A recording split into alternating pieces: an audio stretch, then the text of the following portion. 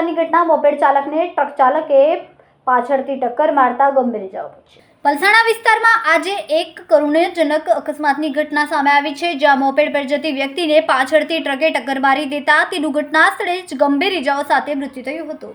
અકસ્માતમાં ઘાયલ થયેલા યુવકને તાત્કાલિક નવી સિવિલ હોસ્પિટલ ખાતે ખસેડવામાં આવ્યો હતો, જ્યાં સારવાર દરમિયાન તેનું મોત નીપજ્યું હતું। મૃતક યુવકની ઓળખ ગણેશ ધનસુખભાઈ રાઠોડ તરીકે થઈ છે। પ્રાપ્ત માહિતી મુજબ ગણેશ પોતાના મિત્ર સાથે બીજા મિત્રના જન્મદિવસના પ્રસંગે જઈ રહ્યો હતો, ત્યારે પલસાણા નાયડા પેટ્રોલ પંપ પાસે અચાનક પાછળથી આવી રહેલા ટ્રકે તેને મોપેડને ટક્કર મારી હતી।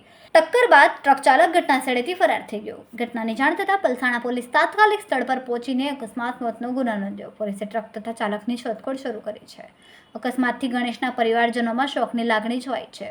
સ્થાનિક લોકોએ આ ટ્રાફિક નિયમોનું પાલન ન થવા અંગે ઉગ્ર આક્રોશ વ્યક્ત કર્યો છે। મારું નામ મહેશ ધમીધર નાયકા છે। ત્યાર મેં ઘરે હતો, પણ ઘરે હું ઊંઘ્યો હતો।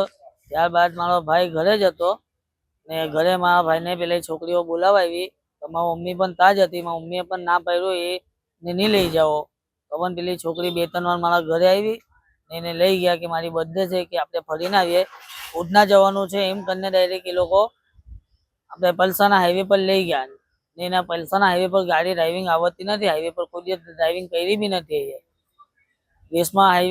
વેસમા ગામ પોલીસ ચોકી નાયડા પેટ્રોલ પંપની સામે એક્સિડન્ટ થયું છે। કેટલી ઉંમર હતી, શું નામ હતું? ગણેશભાઈ ધનસુખભાઈ રાઠોડ, એની ઉંમર છે 19।